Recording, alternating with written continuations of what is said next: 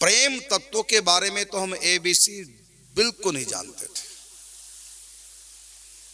हम श्री कृष्ण के प्रभाव से प्रभावित थे, उनके स्वभाव को तो हम जानते नहीं थे कि प्रेम के भूखे हैं, इनको सचमुच में आप्त काम होकर भी इनको प्रेम की कामना है, पूर्ण काम होकर भी इनको प्रेम की कामना है। कोई प्रेम से खिलाए तो उनको खाने में अच्छा लगता है, कोई प्रेम से उड़ाए तो ओढ़ने में अच्छा लगता है, कोई प्रेम से सेवा करे, इनके कोई चरण दबाना चाहे तो सचमुच में इनको थकान भी होने लग जाती है। ये इनका माधुर्य है। तो मैं तो स्वयं अपने कहता था, मैं इनके माधुर्य के प्रति अज्ञान मानता था, भक्तों की केवल भावुकता मानता था।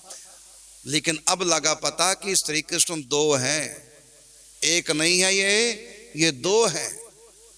कौन से कृष्ण? एक है भगवान कृष्ण और एक है प्रियतम कृष्ण, प्रेमी कृष्ण। वैसे तो तीन हैं, एक का नाम है कृष्ण, एक का नाम है गोविंद, एक का नाम है रसिक बल्लभ। गोपाल मंत्र राज में कितने नाम है भगवान के? जो निकुंज का मंत्र है उसमें भगवान के वैसे तो लंबा मंत्र है, लेकिन उसमें 3 नाम श्री कृष्ण के। तो एक ही नाम आ जाता, 3 नाम क्यों दिए? 3 नाम कौन कौन से? एक कृष्ण नाम, एक गोविंद नाम और एक बल्लभ नाम। तो ये 3 नाम निकुंज मंत्र में श्री कृष्ण के हैं। एक नाम राधा रानी का और सखियों का और भगवान की शक्ति का, और लास्ट में भगवान की शक्ति का, और प्रारंभ में प्रेम का बीज मंत्र। इस प्रकार ये 18 अक्षर का मंत्र है निकुंज का। मंत्र राज परा विद्या, गोपाल मंत्र राज निकुंज का। तो इसमें 3 नाम कृष्ण के क्यों? एक ही नाम बहुत था, कृष्ण लिख दिया तो हो गया बस कृष्ण। लेकिन नहीं, गोविंद नाम भी, बल्लभ नाम भी। बल्लभ का अर्थ होता प्रिय, लवर, प्रियतम। जैसे राधा बल्लभ, राधा के प्रियतम, इसी प्रकार ये गोपी जनों के बल्लभ है। तो 3 नाम का अर्थ क्या है? तो श्री कृष्ण, इसमें जो नाम है कृष्ण, उसका अर्थ है भगवान कृष्ण, वो कृष्ण जिनको मैं पहले मानता था। बाद में लगा पता, जब पंडित जी के सानिध्य में आए, मने संत बनकर 3 साल तक वृंदावन में आए, 3 साल तक हम श्री कृष्ण को क्या मानते रहे? भगवान कृष्ण। इनको ना भूख लगती है ना प्यास लगती है। ये जो भक्त लोग भोग लगाते तो भक्तों का अपना भाव है। जैसे एक बच्चा अपने पापा को कहता है पापा टॉफी खा लो, ठीक है, बच्चे का मन रखने के लिए पापा टॉफी खा लेते हैं, बाकी पापा को थोड़ी टॉफी की भूख लगती है। पापा तो उल्टा खिलाने वाले हैं बच्चों को, बच्चे क्या खिलाएगा बाप को। तो इस प्रकार का मैं भाव करता था। तो मैं पहले मानता था कृष्ण को, बाद में लगा पता 2 कृष्ण, और लास्ट में तो पता लगा 3 है कृष्ण, और तीनों के नाम हैं गोपाल मंत्र में। तो कृष्ण का अर्थ है आप्त काम, पूर्ण काम, भगवान श्री कृष्ण। और गोविंद नाम है ब्रज के कृष्ण, और बल्लभ नाम है निकुंज के कृष्ण। तो भगवान कृष्ण भगवान, और गोविंद नाम। और फिर हमने ग्रंथों में पढ़ा कि जो मथुरा में जन्म लिए उनका नाम है कृष्ण। और एक उस समय यह भी लीला आती है कि यशोदा के यहाँ, यशोदा के यहाँ 2 बालकों का जन्म हुआ। सब तो यही जानते हैं कि कन्या का जन्म हुआ, बाल कृष्ण को वसुदेव जी ले आए और कन्या को ले गए। लेकिन ऐसा भी वर्णन है कि उस समय यशोदा के यहाँ 2 संतान हुई थी। एक कन्या जिसका नाम था एकांशा, एक पुत्र रत्न हुआ जिसका नाम था गोविंद। ये हैं प्रेमी कृष्ण। फिर हुआ क्या? वसुदेव जी जिन श्री कृष्ण को बाल कृष्ण को लाए और जो ही लेटाया तो तुरंत वो गोविंद में लीन हो गए। मथुरा के कृष्ण गोविंद में लीन हो गए। मथुरा के कृष्ण विष्णु के अवतार हैं।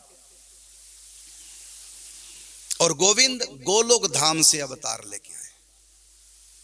यशोदा के गर्भ से जो गोविंद नाम का बालक और एकांशा नाम की पुत्री हुई, तो वो विष्णु के अवतार कृष्ण ऐश्वर्य, मतलब ध्यान रखना एक बात मैं बताना चाहता हूं, जो विष्णु है वही श्री कृष्ण है, वही गोविंद है, वही बल्लभ, सब एक ही है, लेकिन उनके लीलागत भेद अनेक है। जैसे एक पुरुष है ना, वो किसी का बाप है, किसी का पति है, तो किसी का भाई है, तो किसी का शिष्य है।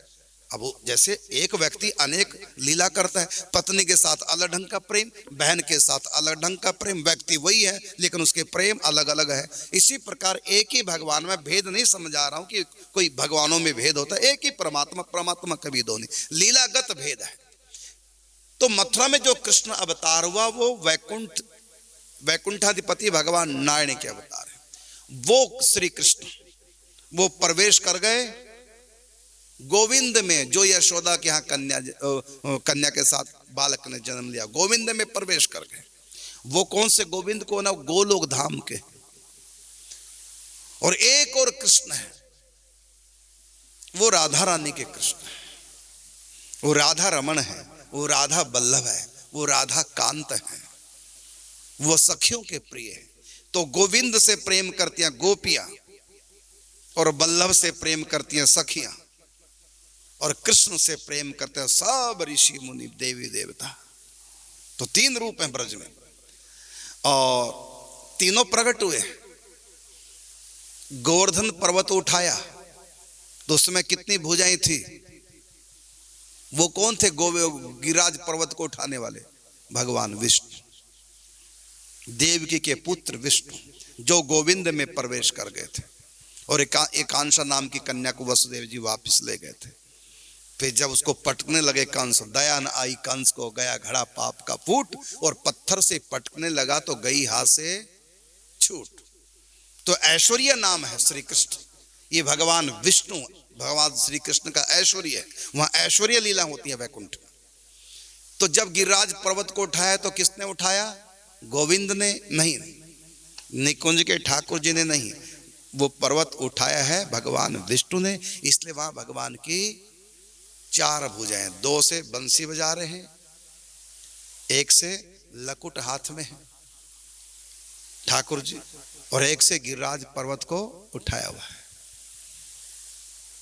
तो ये ठाकुर जी विष्णु है, और मीरा इन्हीं की उपासना करती थी। इसलिए मीरा द्वारिका में समाई। वहां द्वारका वाले ठाकुर, मथुरा द्वारका वाले ठाकुर जी भगवान का ऐश्वर्य रूप है। और गोपी ग्वालों के संग जो प्रेम के खेल किए हैं, ये कौन थे? ये गोविंद गोलोक धाम से अवतार लेके आए थे।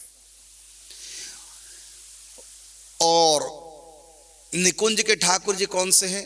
तो भागवत जी पढ़िए, तीनों ठाकुरों की चर्चा है। तो निकुंज के ठाकुर जी हैं, जब ठाकुर जी अंतर्धान हो जाते हैं, गोपियां व्याकुल होती हैं, तो ठाकुर जी जो राधा रानी का श्रृंगार किया था, राधा रानी को लेकर अंतरित, उनके चरणों के चिन्ह दिखाई दिए सखियों को। वो जो श्री कृष्ण है वो है निकुंज के ठाकुर जी। तीनों है भागवत जी में। ब्रज के ठाकुर जी ब्रज से बाहर नहीं जाते, निकुंज के ठाकुर जी निकुंज से बाहर नहीं जाते। और जो वैकुंठाधिपति है तो उनका है विष्णु का भरण पोषण करना, पालन पोषण करना। उसके लिए फिर भगवान मथुरा द्वारिका आदि हस्तिनापुर आदि जाते हैं एक ही। फिर मैं बता रहा हूं, ये कृष्ण तीन नहीं है एक ही। लीला भेद है, लीला का तंत्र वास्तव में एक ही है। तीन प्रकार की लीला कर, जो जैसा अधिकारी है उसके साथ वही मैचिंग होती है, जिसके साथ वही लोक प्राप्त होता है।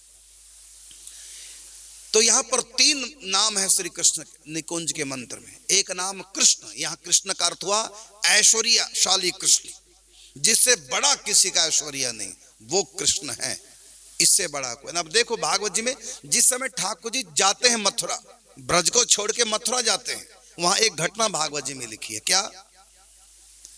कि कृष्ण बलराम जब जमुना किनारे तक जाते हैं, रथ पर बैठकर अक्रूर जी ले जाते हैं, तो उस समय अक्रूर जी स्नान करने, बताइए कोई स्नान की बात है यहाँ पर?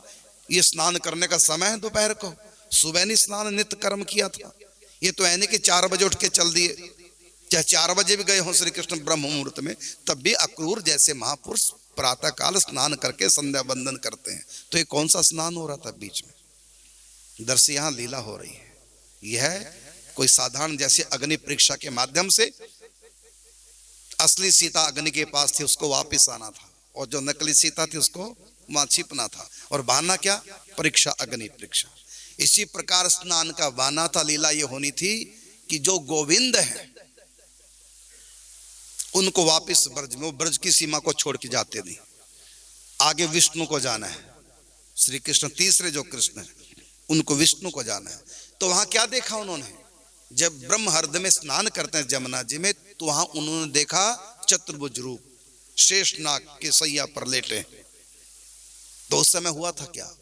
जो श्री कृष्ण है ब्रज के ठाकुर, वो अंतर्धान होके माने ब्रज में रहे, और उसके स्थान पर कौन गए?